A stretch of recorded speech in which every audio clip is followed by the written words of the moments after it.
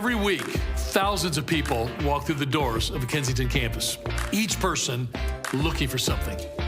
An answer to a question, a person to talk to, someone to care for them, a place for their kids to grow, connect spiritually. Some are just looking for hope or a better understanding of the world we live in. The expectations people have of a church experience are as vast and diverse as the group of people that attend. For the last 28 years, God has been sending people with a variety of backgrounds and gifts to Kensington to love those coming through our doors. And as we step into this ministry season, we're excited to see who He's going to send next. Many of you have felt God stirring in your heart to take your passion, your vocation, a skill, a gift, or a trade, and leverage it to love people. Nothing has really encouraged me more through the years than seeing people's uniqueness being used to bless other people with the person of Jesus Christ. Maybe you've heard God's call, but you're still looking for a way to move into action. Maybe now's your chance. Kensington is passionate about loving people in the way Jesus loves them. This happens every week in our kids' wings during the service, or in the lobby, or in the parking lot, local schools during the day and after they get out, around a table at Celebrate Recovery. Every week at Kensington, in hundreds of situations, no matter what is going on, we're seeing the love of Jesus Christ being expressed to people, His pure, dramatic, unconditional love.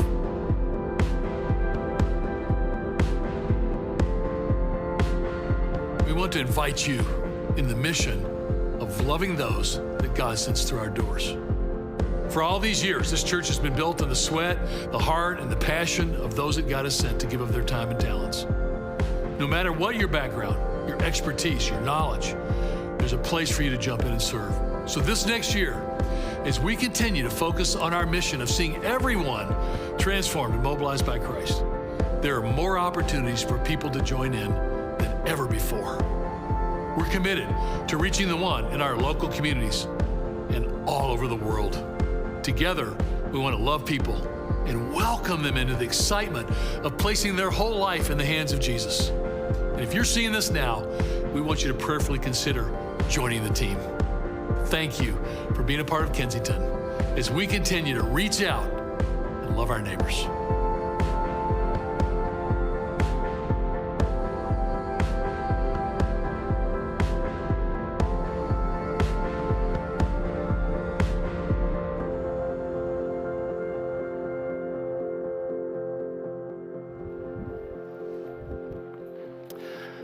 Isn't that fun to watch? And it was fun seeing some of you guys on the video. I saw Jill there at the end. I'm Mark, and this is Jill. Hey, and guys. What we want to do is kind of almost do an extension of the video with you for a few minutes. So instead of just like a couple of fast, hey, announcements kind of things, we want to really kind of settle in, because we were talking this morning on the phone, and when we went to church, it was different. Growing up, yes, it was. So like I wore a little coat and tie. Did any of you do that when you went to church? You wore a coat? Anybody got a coat and tie on today? You didn't get the memo if you did, right? But it was different. And I think the even more significant thing that felt different to me was church was about Sunday. Remember, we would get dressed up, we'd go to church, and then we'd go home and live the rest of our week, you know? And what I've been so thrilled about experiencing here at Kensington is that most of what happens at Kensington happens outside of Sunday. Yeah. I mean, it's really true, isn't it? It is. It's remarkable. So anyway, we've got a few things. Jill, start us off. You're going to tell us about Leadership Gathering. I am, yes. So next Friday, actually this coming Friday, September 21st at our Troy campus from 6 to 9:30, we have something called Leadership Gathering. So this is where we invite all of our leaders of the church, whether they're on stage leading us in worship, whether it's our kids' worship team back happening right now. All of you sitting in these seats are leaders of the church. Yep. So it's pretty powerful. It's really amazing. We've got an awesome panel of speakers coming up. So you can head to, it's kensingtonchurch.org/lead, or you can head to the hub, and Tim can get you connected. Yeah, you just said a really important thing. I mean, you guys are all leaders, and that's why that video that Steve led us through was so powerful, because the great majority of the people in that video are not, Kensington church staff, right? They're people like us in the seats. And so please join us. Jill and I are going to be there. We'd love to have all of you sit with us, so when they go, hey, everybody from Clarkston campus, yell out. It's not Jill and I going, woo! Right? So, yeah, for just that alone, you need to come, right? Seriously, though, come. We'd love to see you. Hey, here's the second thing. We've been talking about Man Up, which is our men's retreat we do every fall for a long time. Yeah. And I know a lot of you guys are planning on being there. Now, talking about memos, we just found out this last week that there was a kind of a clerical error at Spring Hill, and we got double booked, and we have to move our date. I mean, Spring Hill is awesome. This never happens, but it did this year. It did. And so instead of the 12th through the 14th, it's now the 5th through the 7th of October. And I know for a lot of you are like, what? Seriously?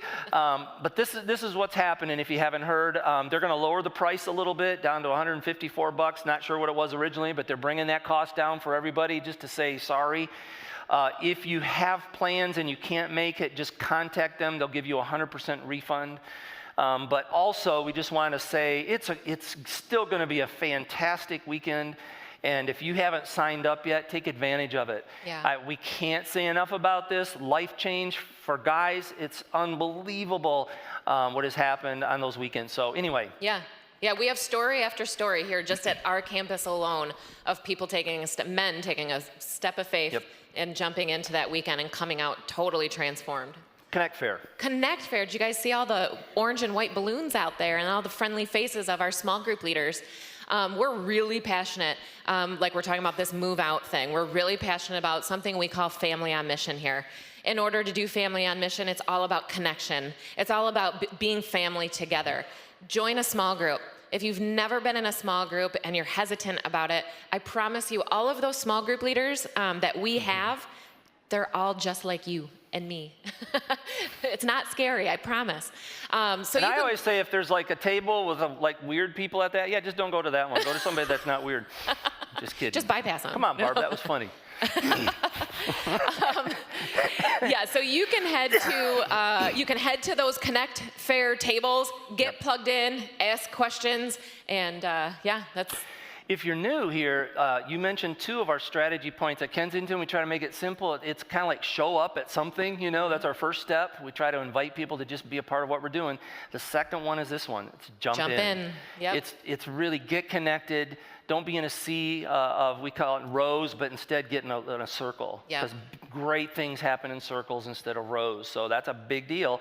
And that really is often the catalyst that really kicks us into the third part of our strategy, which is move out, which you just heard about. So all of those people are doing that in community, and that's where it gets really good. Yes. Okay. Yes. Sounds good.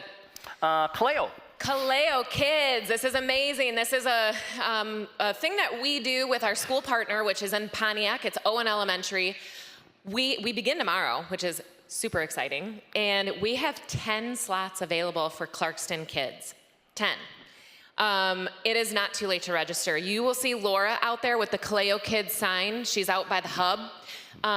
If your child is from kindergarten to 5th grade, please, and they have any interest, it's an amazing arts program. So there's singing, there's dancing, there's drama, there's community, there's snack time with the Owen kids. It's really just a beautiful thing to watch our Clarkston kids and Owen kids kind of integrate with each other. It's a beautiful thing. And then it culminates with them doing the program on this stage and also on the stage at Owen Elementary School for all of those Pontiac kids.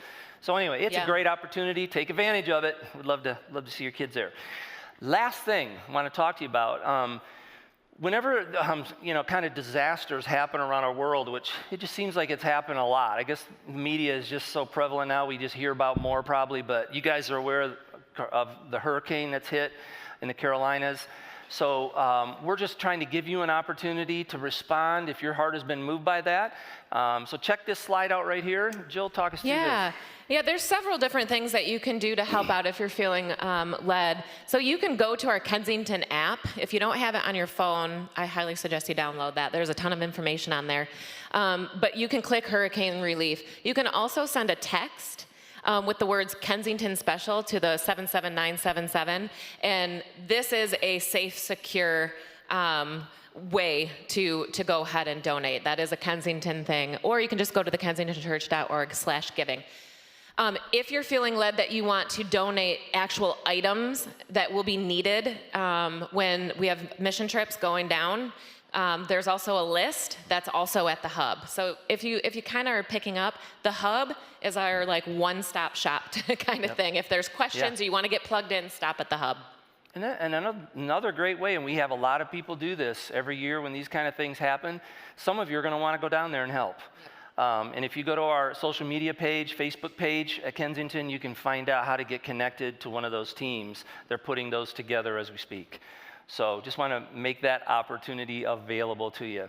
Sound good? That sounds great. All right. Well, we're going to jump into a new series today called Intentional Acts of Kindness. We'll talk more about that. But would you do us a favor and stand up? I want to give you a second and take a minute. I mean, don't be rushed in this. Just get to know somebody, sit it around you. And then if you would move toward the center, just leave some seats on the aisles open because we still have some people trickling in, all right? It'd be great. Thanks. Thanks, guys.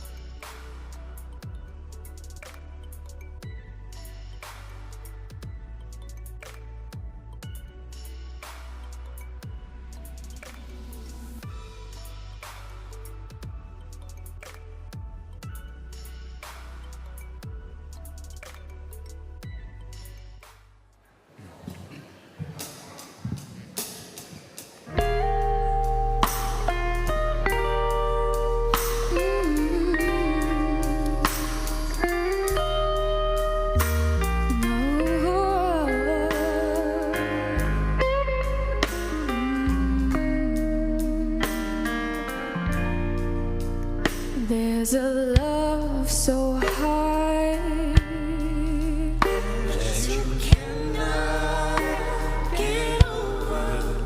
That same love so wide, it would take forever just to get around it. But love died somewhere behind that cross you wear. You're afraid when you look at me.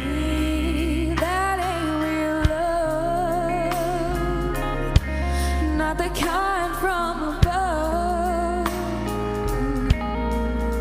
but there's a friend of mine that stays closer than a brother. Ooh, love laid down his life. So why do we still fight one another? All this hate I see on the TV screen. In my country, tears of thee can't help us to love the way that you love me.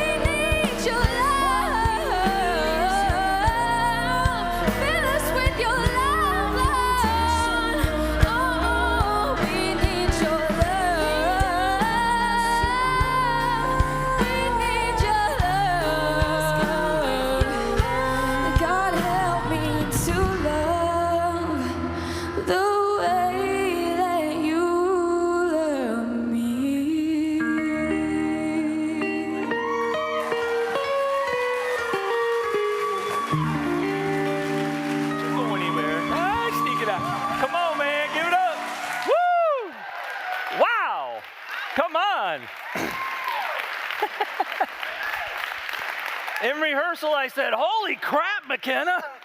I wasn't sure I should say that. Oh, it is in the service. Oh, sorry. Would you give it up for McKenna? Because today, give it up one more time. Your birthday yesterday, right? So McKenna's birthday was yesterday, and she just turned 17. Okay? What do you think? Should we sing McKenna happy birthday? I think we should do it, man. Happy birthday to you. Come on. Happy birthday to you. Happy birthday, dear McKenna. And break into some harmonies now. Happy birthday to you. Thank you. Yeah, that's awesome. So fun. Thank you. Yeah, that's great. Wow, isn't that inspiring? And I'll tell you, when I just think about the unique giftedness that God's put in people, and I think especially the youth and the kids in our midst, isn't it incredible? Because she's not the only one, man. God is doing an amazing thing in this next generation, and I could just go home now. Probably should. It's not going to get any better than that, but when I start speaking, you're going to see what I mean.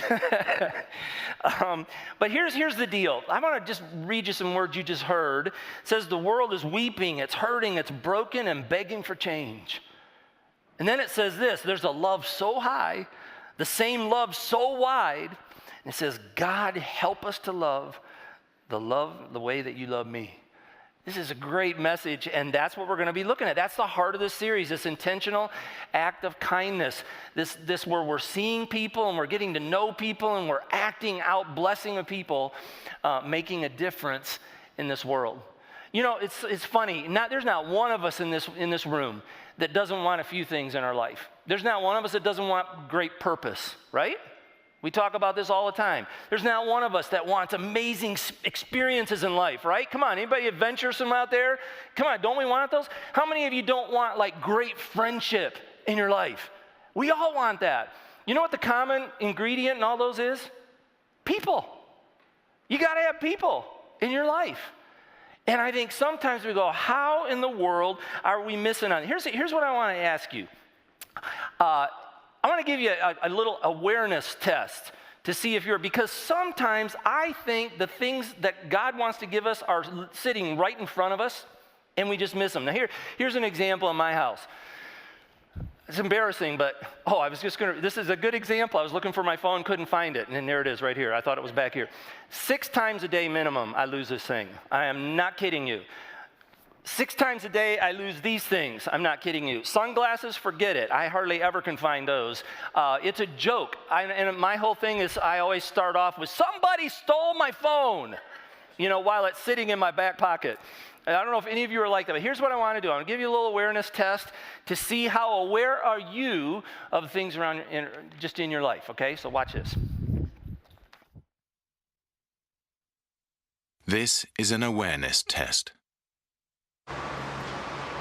How many passes does the team in white make? Go!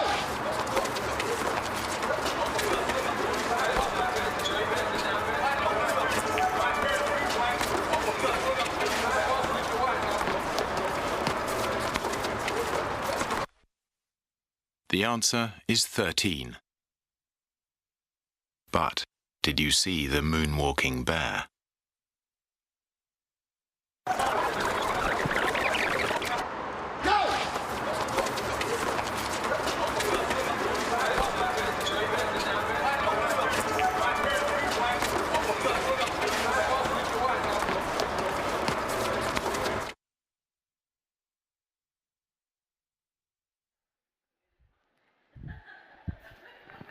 Come on, be honest. How many of you saw the bear? Nobody, right? I mean, I saw that thing. I didn't even have a clue. Isn't that interesting? Why don't you see it? Why don't you see it? It's because what you're focused on. I heard you guys who go, so how many passes did it take? And I heard some really proud people, 13, I got it 13, right? Because we're just so focused on that. And this moonwalking bear goes by the whole time, you never see it.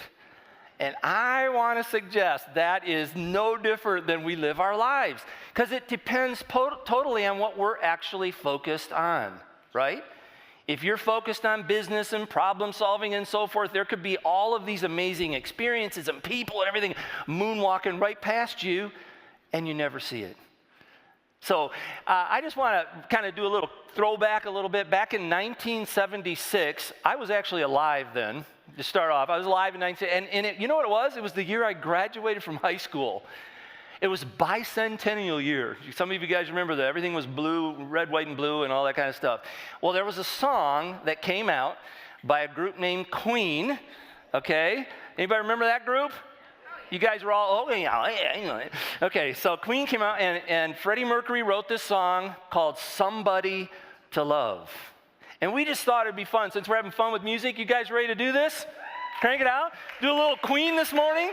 Because here's the thing. The question, right, in this song is there anybody that can show me somebody to love? So have fun.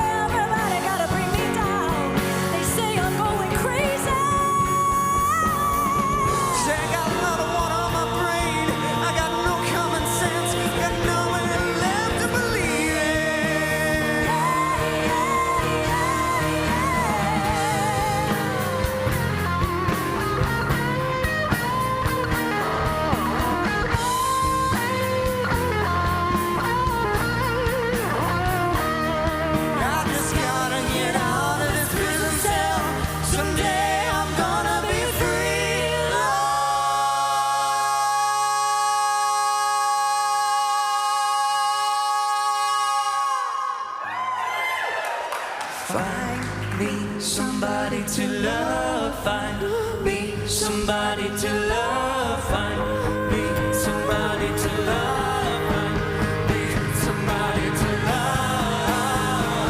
Can anybody find me somebody to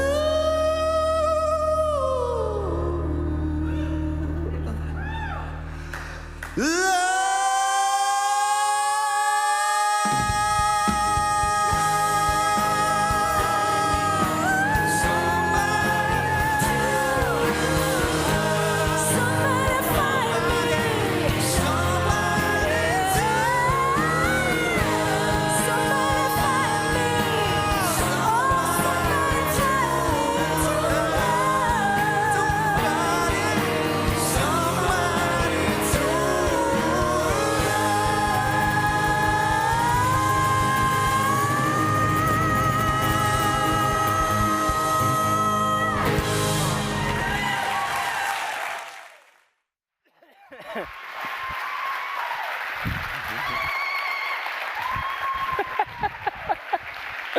Great job, you guys. So fun.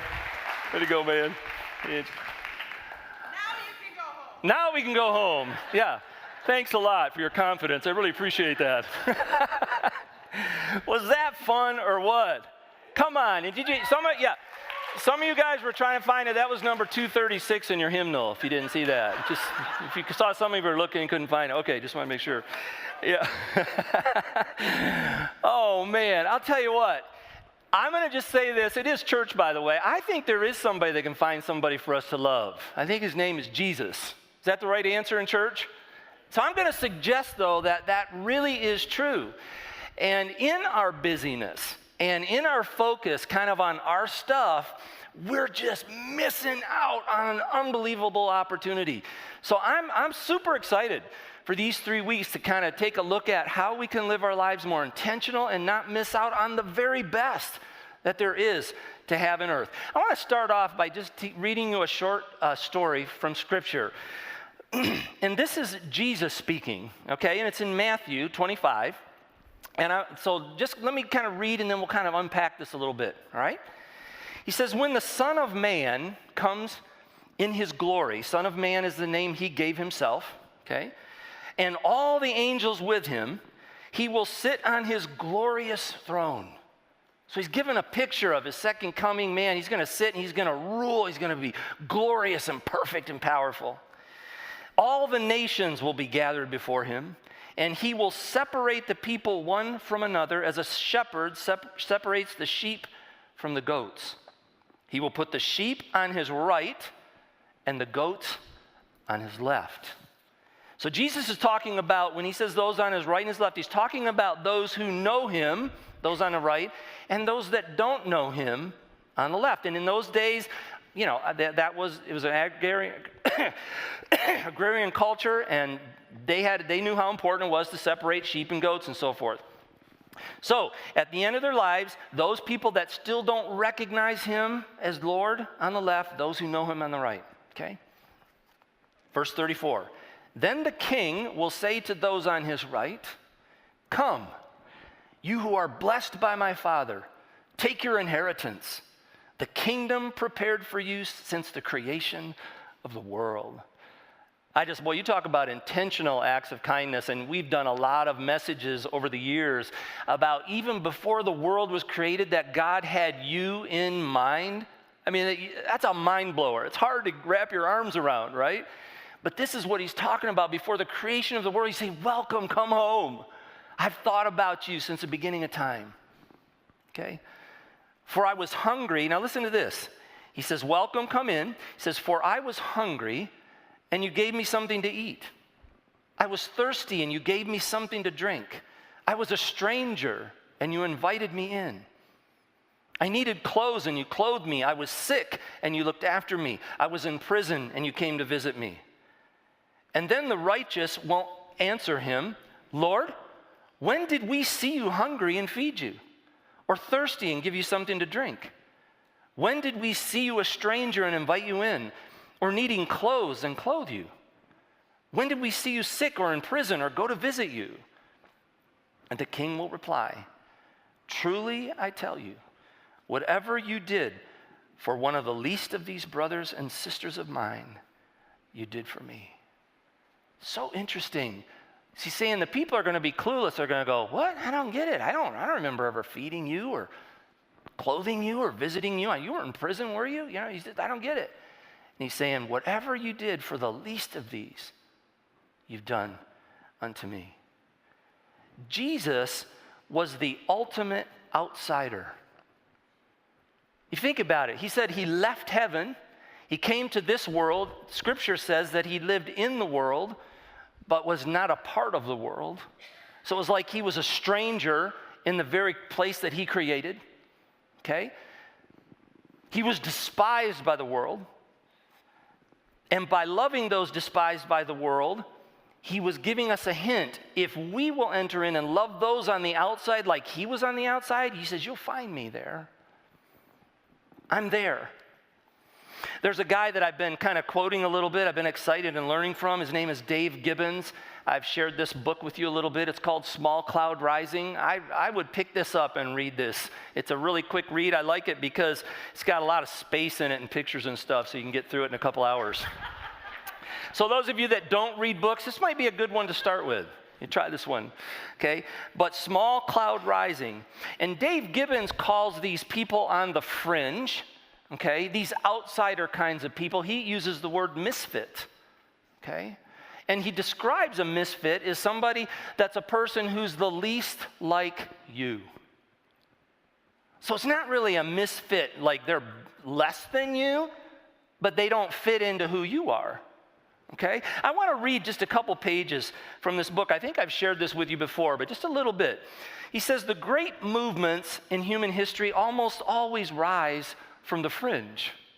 So not like the status quo, what we would say is the right way and the appropriate way and, politically correct way. It's just from the fringe. He gives examples. A black man from Alabama with a dream. Peasants in the streets of Paris. A man with wild hair who failed math. Remember me read that? Yeah, you know who that is, right? A carpenter from Nazareth. Scripture says, is there anything good that comes from Nazareth? That's where Jesus grew up. It says, as we begin to equip people in the process, our focus shifts from the masses or the normal to those on the fringe. And then he gives some examples of people that live on the fringe. And I've read this to you before. The marginalized, the outcasts. Then he uses the word the misfits, the widowed. And then he puts a couple interesting ones in. The entrepreneurs. In other words, those that are thinking new thoughts. They're always on the fringe. People are like distrustful of, right? The orphaned, outsiders, the freaks, the creatives. Again, those who are dreamers on the outside, the poor. It says all the people not great at building great things. He goes, our decision, he's talking about his community. He goes, our decision to focus on the fringe was grounded in a good reason. Jesus did it. And then he states something that's really cool. He says, we begin to see the power from redeemed suffering. So if you look at people on the fringe, there's oftentimes a lot of hurt there. Okay? There's loneliness, there's misunderstood. People are not embracing, they're rejecting, right? And Jesus is saying there's a power, and he's alluding, Dave Gibbons is alluding to the fact that there's a power when you take this suffering and it begins to be redeemed. Let me just read a couple more thoughts from him. He said, in the system, basically, that I was talking about, in our system, in our society, he goes, there's power in numbers. There's protection from danger. There's comfort in us, right? Separation from others. That's how we live in this world. But then let me just share how he describes the other thing. But he says, but we learned in pain when we embrace those on the fringe and when we get real about our own misfitness, the brokenness in our own lives, he says, it points us to our destiny. He said, pain becomes our platform where we can serve others based on how we've suffered. It gives credibility to our voice. It connects us to each other on common human ground. This thing, the pain, the separateness. It provides a fellowship of suffering that binds us. It breaks people open for a flow of truth and living water. So what he's doing is Dave is agreeing with Jesus that there's something really special about people on the fringe.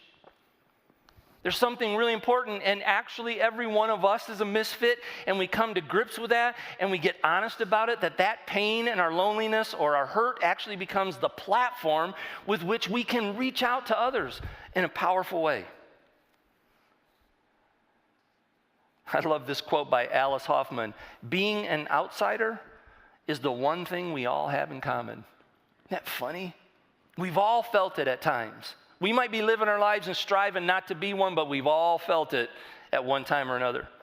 God's heart is always for the outsider. That's great news for those of you that feel like that's you, and whatever your circumstance, he's for you. His eyes are focused on you. That's who he loves. Our mission at Kensington, say it with me, you guys that know it. Let's do it together. Ready? To see. Say the first two words. Say it. To see. To see. That's what we're talking about today. That's so important, to see. And I would just say there's a prayer that we could pray. God, help me to see those who others have overlooked. Give me eyes to see. God, help me to see how I can be a blessing to a person on the fringe. Because there's nothing more beautiful. There's nothing more exciting about this. I'm going to share some stories with you in a little bit. I think you're going to get excited. My first trip to Kenya, well, I can't remember what year it was, but it was our first global partner, and I went with Steve Andrews, who you saw, and Dave Wilson. We each took one of our kids with us, and it was an amazing trip. And I remember one of the privileges I had was to sit in a mud hut. They're about this high and they're round. The women make them. They're like sticks that come up, form a dome, and then they're covered with mud. And I was invited to meet with a grandmother of this little family of little huts out in the middle of nowhere in northwest Kenya. Okay? And as I sat down with her, through an interpreter, she began to tell me her story of the disease that her body was being wrecked by, malaria and other things. And she talked to me about specific grandchildren, those that are still alive and those that aren't, the pain that she's experienced. And it was so interesting as I sat with her, I first of all, it was the first time I'd ever seen people in that place of the world, in that life. And then, remember I said, see, know, and bless is kind of the formula almost that God uses. As I sat in that hut, I literally got to know her. I got to know her kids. I got to know her family. I got to sit on the bed where she slept. You know, I could smell the smells. I could see the pots hanging from the wall. I mean, I knew her. It changed my life drastically. You know, another amazing thing happened on that trip? Dan Mountney, who was a guy that went with us, was head of our video department at the time, met another woman, and they were just coming out of a multi-year drought where they could grow nothing. It was, people were starving by the thousands. It was really, really bad. So they had their first crop in several years. And one of the things they grow, they call it maize, but it's corn, okay, for us. And they had their first harvest just as we were getting there.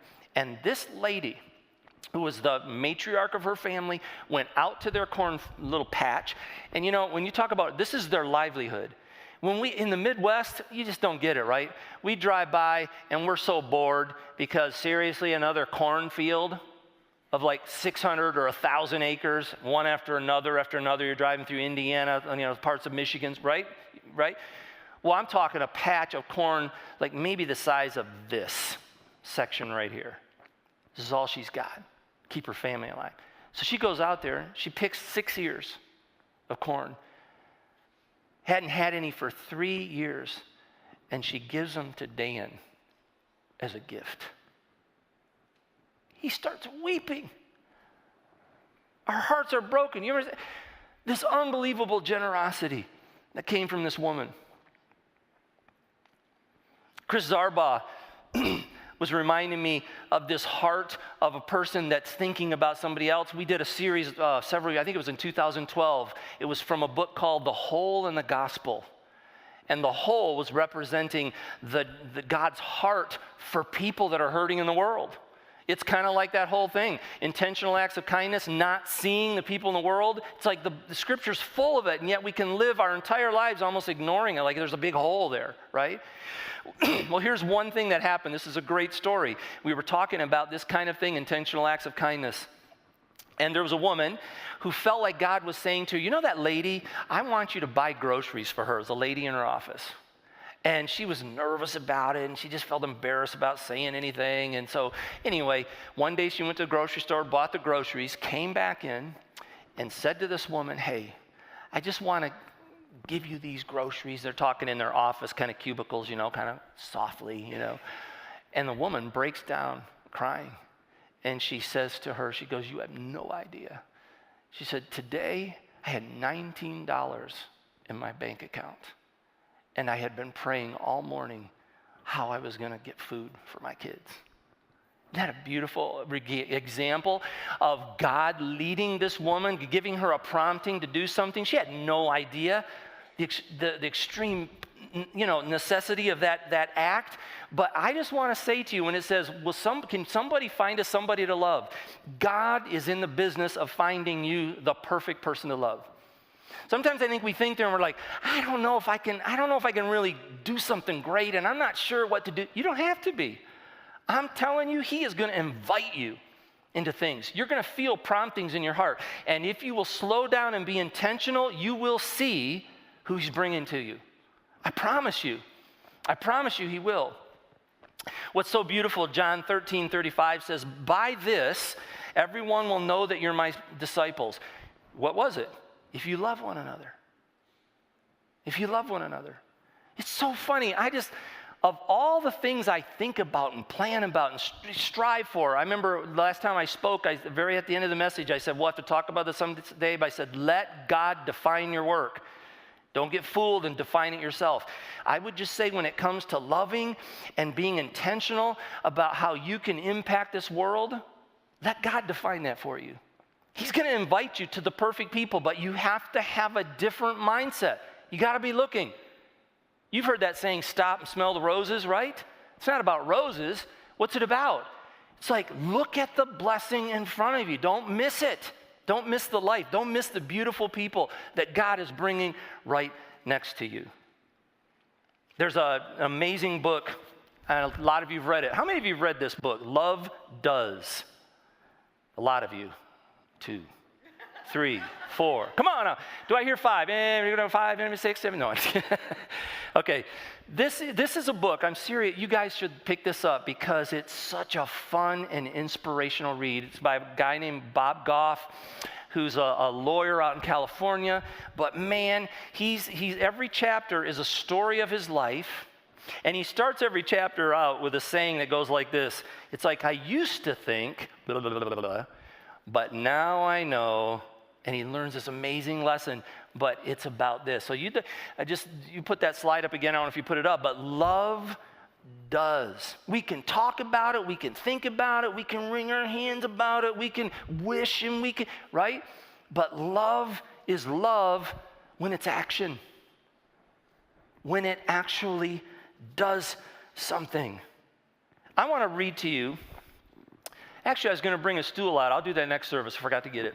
I'm going to sit down and tell you a story. If I can find the chapter here. That would have been nice if I would have remembered what page it was on. Here it is. I'm going to read most of this chapter. Somebody get me a stool. I'm on day 7 of a cold, too. I'm doing pretty good. Sorry about the coughing. So here it is. I'm going to read this to you. It's going to take a few minutes, but I think it's worth it. It's called The Interviews. I used to think I had to be somebody important to accomplish things, but now I know Jesus uses ordinary people more. Tyler, you're the best. Thank you, buddy.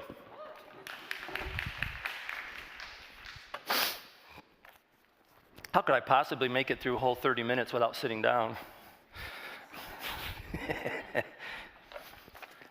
When the kids were growing up, we didn't have a television in the house connected to a cable or an antenna. If something bad happened in the world, I wanted the kids to hear it from me. Whether it was news that the president had a girlfriend or that a plane hit a building. I thought the kids should hear about it from their parents. On the morning of September 11th, 2001, I rushed home before the kids left for school and gathered them around our dining room table and told them what had happened. Like everyone else, we struggled for words to describe to our kids why such a thing would occur. We talked about the presence of evil and the presence of good and how good ultimately wins. It was hard to really feel it, though, as I was mouthing the words. After talking for a while, I asked the kids this. If you had 5 minutes in front of a group of world leaders, what would you ask them to help make sense of life, faith, hope, and the events that are unfolding around them? I admit it was a dorky dad thing to do, but I had each of them write down what they would ask on a piece of paper. Adam, who was 7 at the time, loved having people over to the house. So I wasn't surprised when Adam said he would ask the world leaders if they wanted to come over to our house. When you're 7, there's nothing like having someone over to play with or get to know them better. Maybe, Adam thought, having the leaders over to the house could facilitate better understanding between each of these leaders and they would become better friends. I told Adam I thought his idea was great, and he wrote it down on a piece of paper. Richard was next. He said he would ask each of the world leaders what they were hoping for.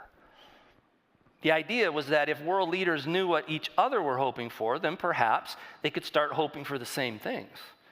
Rich reasoned that the problem was no one knew what other people were quietly hoping for. So Richard's idea sounded super as well, and He wrote it down. Lindsay was the last to go and had listened to her brother's ideas. As the oldest, she was the precocious one and had written down her idea already, and I read it out loud. If the leaders couldn't come over to our house for a visit, then what if she and her brothers went to their houses to ask them what they were hoping for? Even better, she had written, all 3 kids should do a video interview with the leaders so they could share it with all the others. That way, each of these leaders would know what others were hoping for and maybe find they were hoping for the same things. I was amazed at what fantastic imaginations these kids had. They didn't even consider what they were asking for was absurd or naive, or that they needed to be famous or powerful to ask their questions. Perhaps what the leaders would prefer was a few innocent kids asking innocent questions of them. I had the kids put their ideas together in one letter. And then I'll just kind of paraphrase. Here's what they did is they got on the internet and they went and downloaded the name of every leader of every country in the world, right? And they decided that they would send a letter from the post office, letter to every single leader in the world. So then it goes on. So they started getting letters back in the mail, okay? They're like, oh man, because there are hundreds of them, right? Pretty much every letter the kids received back said thanks, but no thanks. But the wording was so eloquent that it still made the kids feel great. For instance, Tony Blair, Prime Minister of England at that time, hand wrote something to the effect of, jolly good idea about meeting. He still said no, but it was cool knowing he thought it was a good idea. None of us were really sure what jolly good meant exactly, but the kids guessed it must be a nice way to say no. And from then on, when I asked them to do their homework or the dishes, they would say, jolly good. It was a Tuesday like any other day, and after school, the kids and I swung by the post office to pick up their email. They came springing out the door of the post office like they always did with a wad of letters wrapped in a huge rubber band, and they jumped in the car and divided the letters between them in the back seat. There were several more no's, but also a letter from the state house in Bulgaria. They opened it up together and started reading, and then came a shriek. And from somewhere in the back seat, the words that changed everything. We're invited to the palace to meet. The kids roared. Of course you are, I answered. And a day or two later, an envelope from the Prime Minister of Switzerland arrived, inviting them. Then a letter came from the President of Israel, inviting the kids to come to Jerusalem. And over the following weeks, they didn't just get one, yes, they got 29. Maria and I didn't know what to do.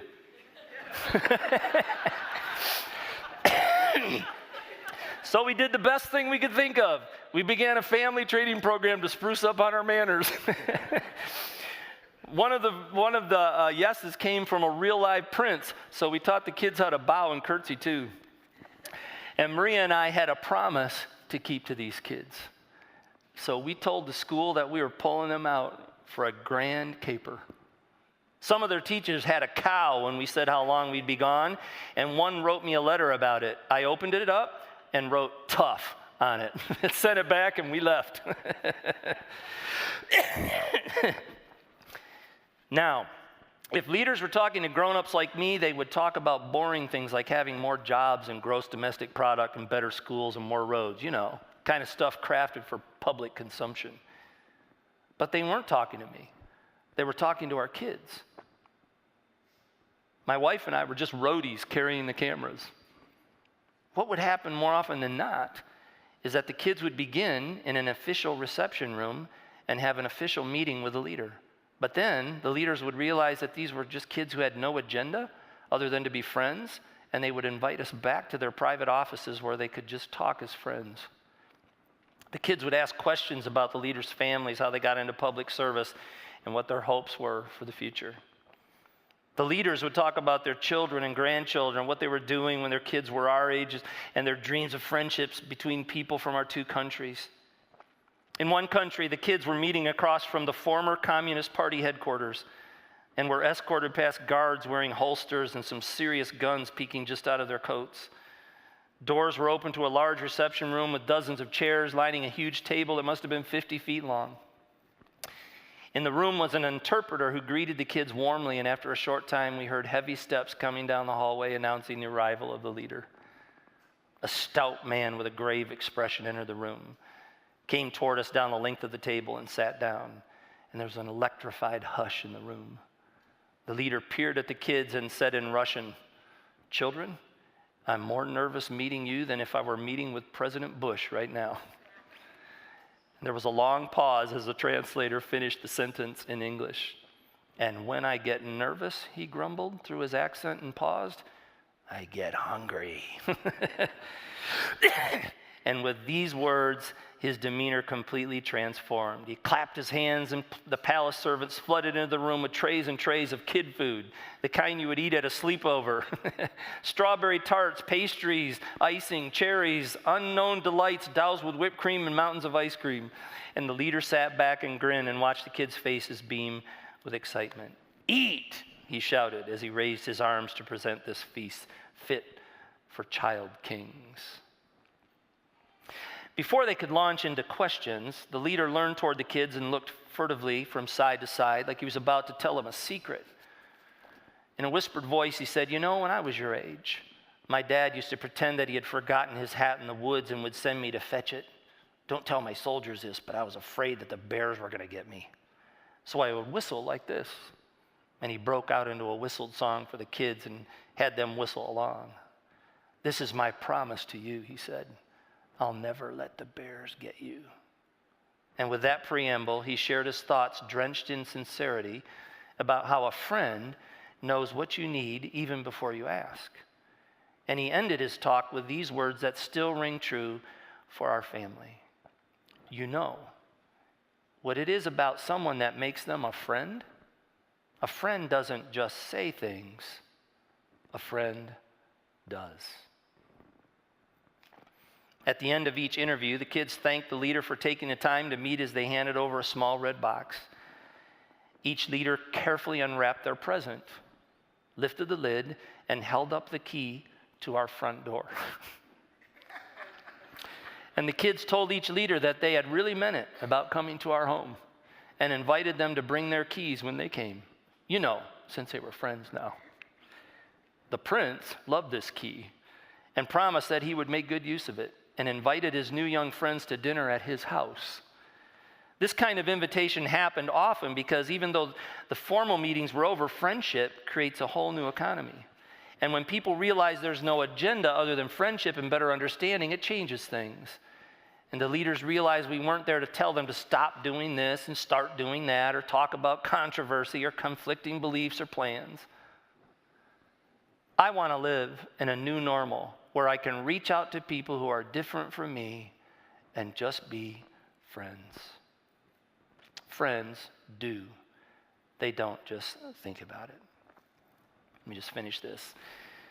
When the kids returned from one of the trips, they read that the Prime Minister of Malaysia and longest-serving leader in Asia had hosted the World Islamic Conference.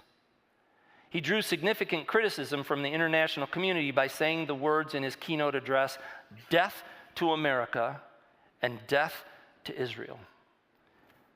Our State Department condemned the comments, but the kids had a better idea. They had just met with the president of Israel and wanted to share his hopes with the prime minister in another in-person meeting. So they sent a letter. And the next week, the prime minister's people cabled back that he would meet them just outside in Malaysia the following Wednesday. It's pretty short notice to fly around the world, but we figured, what the heck. So we sold our pickup truck and went, because that's how love rolls. It does. Something happens when you get engaged, doesn't it? It changes everything. And the friendships made during those early days by the kids continue to this day and have dramatically expanded. Why? Because they were authentic friendships. There were no angles, no plan in particular other than to be friends. There was no agenda either. There was nothing on the other side of the equal sign to make it balance. Just us. And it was all beautiful and wise beyond its years. You'll never guess what happened a little while later. Lindsay opened up her email, and there was a short note from a leader from one of the countries. It didn't say much, just this. "Dear Lindsay, we miss you and your brothers. can we please use our key and come over for a sleepover? And they did. Come on. Isn't that amazing? Now, I took time. I know that was long, but I took time because I think sometimes we think about this intentional act of kindness, and we put it into a little category like, oh, you know what, I'm going to buy somebody a cup of coffee. And even when we're talking about the least of these, who's to determine who's the least of these? You think about the pressure a world leader has. I think what they found out is, guess what? That guy's a dad and a grandfather and loves his country and is weeping over the trouble. And these kids got to know them as friends. And I just shared that with you because I thought, what a beautiful, intentional act of kindness. Let God define your act of kindness for you. Let him define it for your children and be willing. And I think one of the greatest parts of the story is Bob and his wife Maria listened and valued the ideas to reach out and love somebody. I tell you, I had my son and I were at the corner of Baldwin Road and I-75, and there's a homeless guy sitting there, right? You guys have seen him if you've been at that exit headed south. And I'm with my son Michael, and he goes, "Who's that guy?" I'm like, "Well, I don't think he has a home." "He doesn't have a home? Well, why doesn't he come and live at our house?" I said, "Well, man, buddy, that's a great idea, but I don't think because we don't have any room, we don't have any bed." "Well, he could sleep on the couch." I'm like, I'm toast here. And you know what? I've not forgotten about that guy. I haven't done anything, but I'm trying to listen. I'm going to see what Michael and I can do. I don't know what that means, but I just think out of the mouths of our kids, God is moving. Pay attention, okay? Love is fundamentally more action than emotion.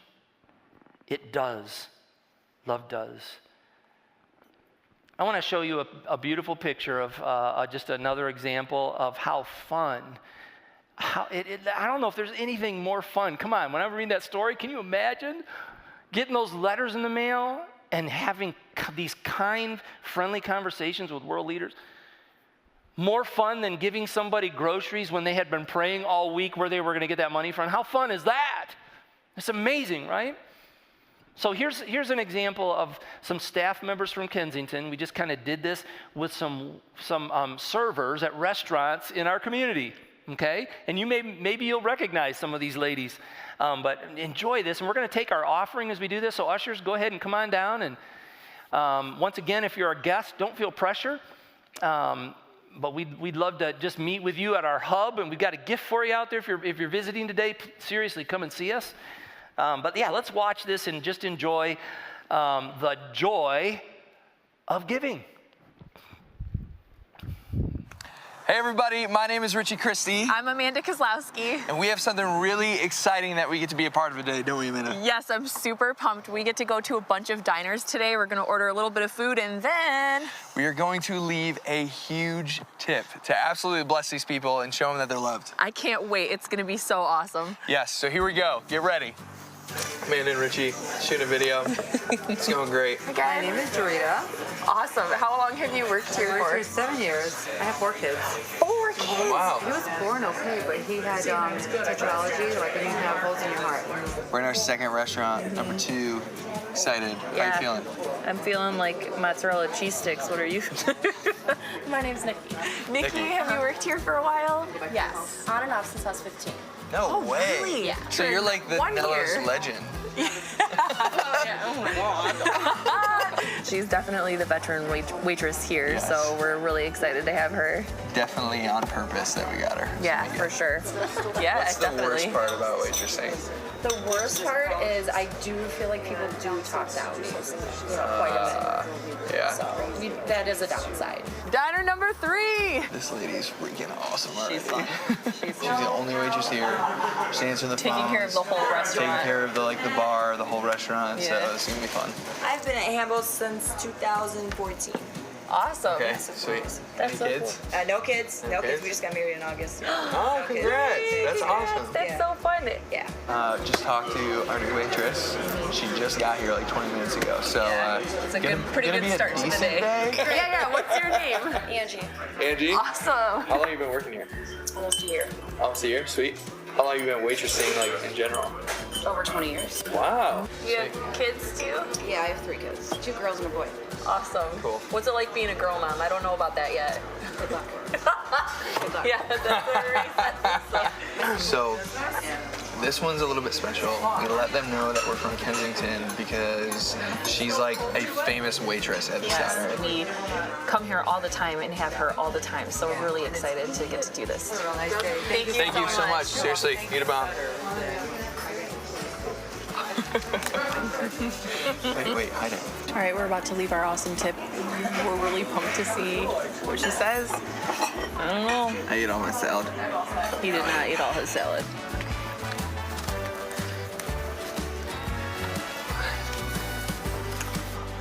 We out. See ya.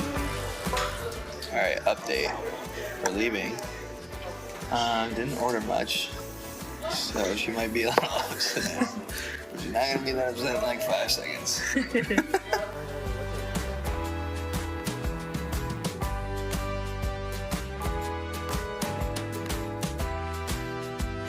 Guys, you're awesome. You're welcome. I feel so bad. Thank you. Yes, absolutely.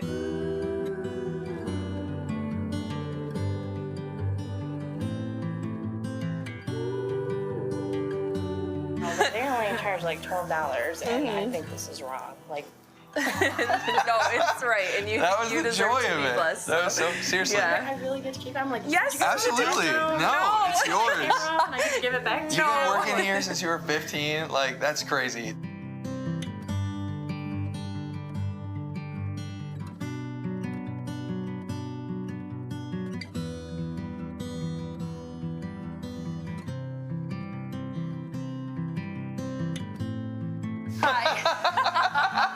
Are you serious? Oh my That's serious.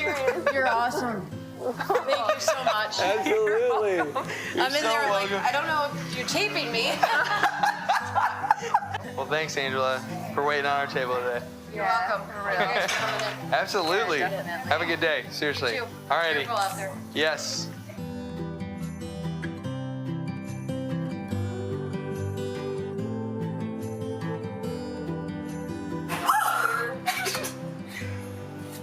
I knew you guys were together. I knew it! Are you serious? Is that a joke? You guys are all together. You're all together! Oh my god! Are you guys serious? What is this? This is the best day ever for the best waitress Are you ever. guys today? I let Crystal take all the tables. And I said, I don't care, man. And then I paid for Bob's food. I was like, I got Bob, you know? And That's so that's nice. God, man. For sure. That's gotta be God because no, I know, but like it's weird how it happened. Bye, Bianca. man. So nice meeting you. See ya. Have a good day.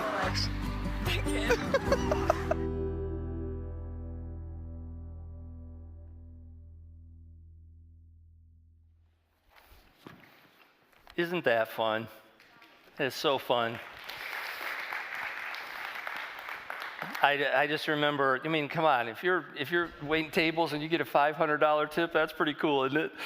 I remember when we used to we had a tradition in our family, we do Christmas Eve services and they'd end late, and the only restaurant we could usually find that was even open when they'd be done on Christmas Eve was Big Boy on Rochester Road. This is when I was doing services with my family at Troy years ago. We do like 11 services, you know. And so we'd go, and we had this tradition where we'd leave the waitress or the server a $100 tip. And it was so fun because they were so discouraged to see us come in because we'd come in right before it would close, and like, seriously? But man, that is a picture of what is potentially ahead of you. And what we're going to do is give you a challenge to join us this week to do something. Ushers, are you going to come down? You got some little cards, right, for us? And they say, pass it on. And I want you to take 3 of them. Just each person, just grab 3. And I want to challenge you to listen, let God kind of lead you in this, but think creatively about what you could do for somebody this week.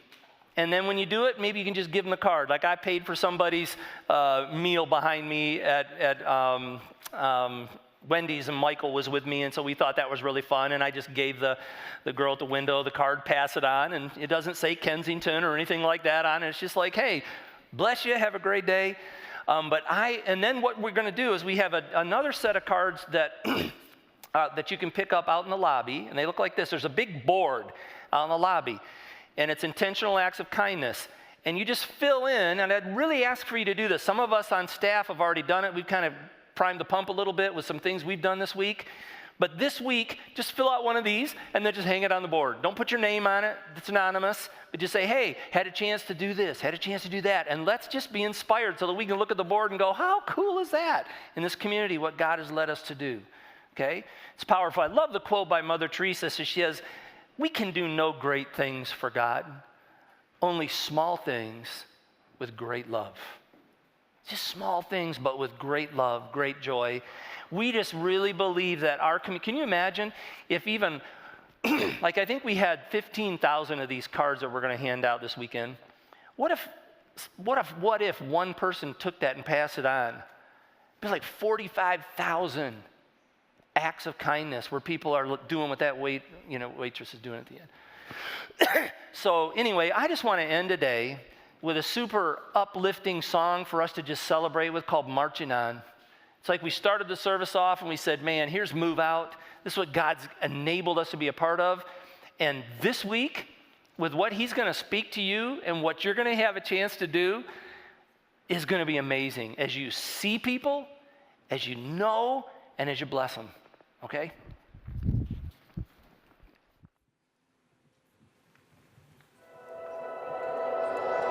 Let our praises remind all the darkness of how great and almighty our God is. For the battle belongs to the Lord and no one else. We are standing in holy defiance. We're declaring aloud in the silence that the battle belongs to the Lord and no one else. No one else. We sing hallelujah, all the year. Shout out Hosanna above every fear.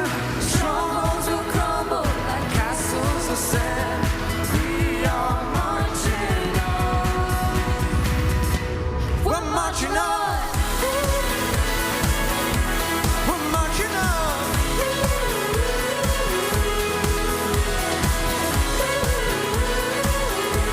We're marching on.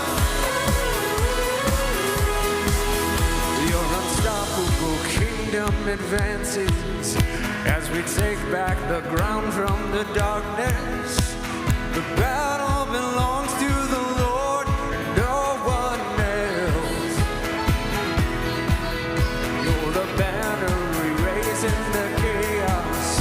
Though the gates of hell won't stand against us. The battle belongs to the Lord and no one else. No one else. We'll sing hallelujah for all the year. Shout out Hosanna above every fear. Strongholds will crumble like castles of sand. We are marching on. We're marching on. We're marching on.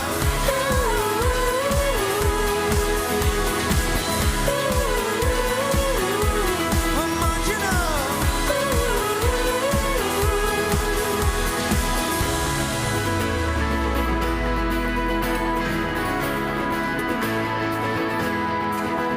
In the chaos, the crisis, the troubles, the trials, the shadows, the sorrows, the long nights, the hard fight. We are the prophets, voice in the darkness, declaring the battle is yours. We'll sing hallelujah for all hell to hear. Shout out Hosanna above every fear. Strongholds will crumble like castles of sand. We are marching on. We're marching on. We're marching on.